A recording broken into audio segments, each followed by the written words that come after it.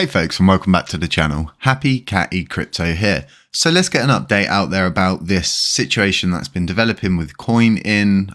If you don't know who CoinIn is, we're going to cover it in this video, bring you up to date, and pretty much get this out there from, well, HappyCattyCrypto, I guess, because that's what the video is going to be going up. So as it stands, I have spoken with Vegas. Vegas has informed me of this.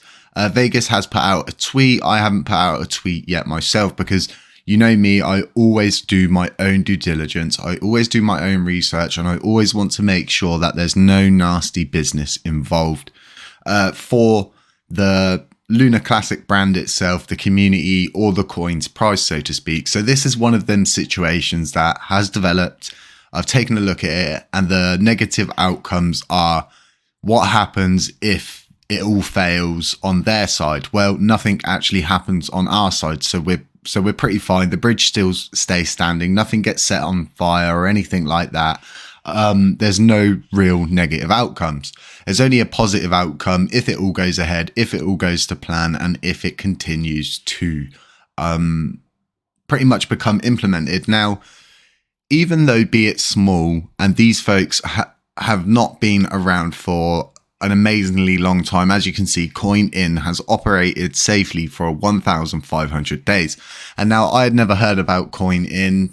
Their website is currently down, and I guess this is due to the amount of inflow they're getting from these tweets that are pretty much outreaching people, because it's really good news. Yes, it is. And like I said, I'm really sorry that I don't always get these things out straight away, but I do my own research. I do my own due diligence. I read their white paper. I read the ins and outs of their exchange and what they're about, what their future plans are, and things like that. Now I'm going to work to get possibly the CEO of the company to come on for an episode on the channel and explain to you folks why they decided to do this, how long they plan to implement it for, if it's forever, and where the actual tax lands and who it lands on. Does it land on them as an exchange, etc., etc.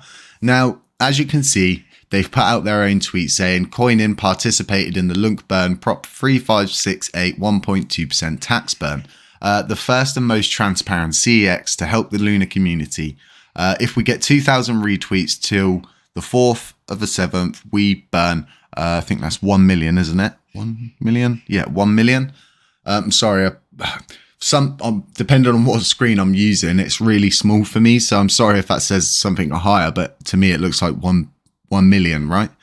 So yeah, that's what they're going to do. As to the implementation of the burn tax, it says here the LUNC 1.2 tax burn plan will be available on CoinIn. Burning starts 1st of July, and 1st of July is tomorrow. And as I stated earlier in my previous videos, you will see more and more unfold and develop as time passes, because like I said, we're just so early into this. So the good news is this is actually the first the first off-chain implementation as of tomorrow. So as to all the people asking, well, what's the difference between on-chain and off-chain? This is the difference. This is a CEX coming forward and say we're going to implement 3568. And it is pretty huge, even though they are a small exchange. Now, they have an application on the Play Store, which you can download. And I've downloaded it. I've had a look. It's pretty user-friendly. It doesn't look too complicated or buggy or anything like that. It seemed okay. Like I said, it's not financial advice, but obviously they are a new centralized exchange. And they will be implementing that Lunar Classic 1.2% burn tax. And now we hope to see more exchanges follow suit, possibly people like KuCoin, MEXC, all of these sort of not lower down contenders, but kind of like shadowed by the big dogs. And yeah, hopefully this is like the gateway, in my opinion, to it starting, because such a small one has decided to do it.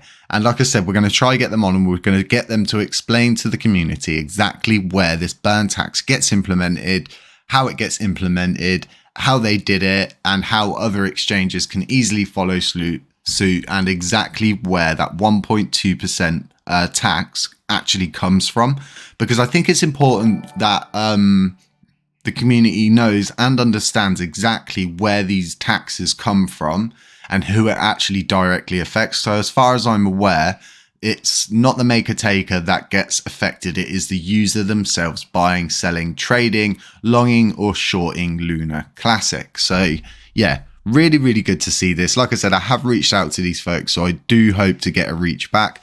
I'm going to tag them in this video on YouTube and on Twitter. And if you are listening to this video, folks, do not be afraid to reach out to me. I've got an open door and we really just want to hear what you've got in store, in plan, and help you folks just get a bit more further reach. You know, we're all here to work together. And like I said, there's no negatives really for this, as bad as it is to say, if everything went up in the air, we don't, as Luna Classic community, we are no better or no worse off, so to speak, than we was prior to all of this. So yeah, do give this one a look in, guys. It's really, really important. It's, in my opinion, it's that first step of just, not so much into the unknown, but taking that first step of trust to actually trust a proposal that's been put forward by the community, passed by the community, and the coding and everything like that is done by the community. Now,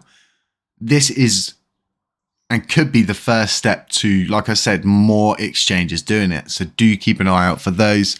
And if you haven't watched my previous video, I'll quickly cover it now so you know.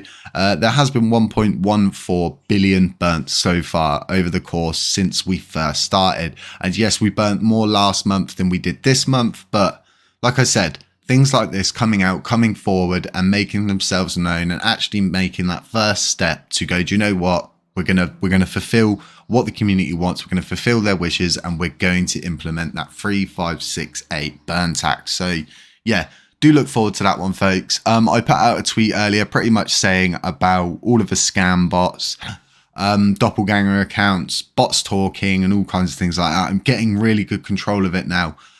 So yeah, do just ignore them. I know a lot of you do know this, but a lot don't. Do just ignore those scam comments. I do remove them. They normally stay up longest around 2 hours, depending on what meetings I'm in and out of during the day. So yeah, real big shout out to all of you folks for following, subscribing, liking, retweeting, everything. It's not possible without you. You make it possible. So yeah, really big win for us as a community to see this CEX. So really do give yourselves a round of applause. Give everybody a round of applause across the board.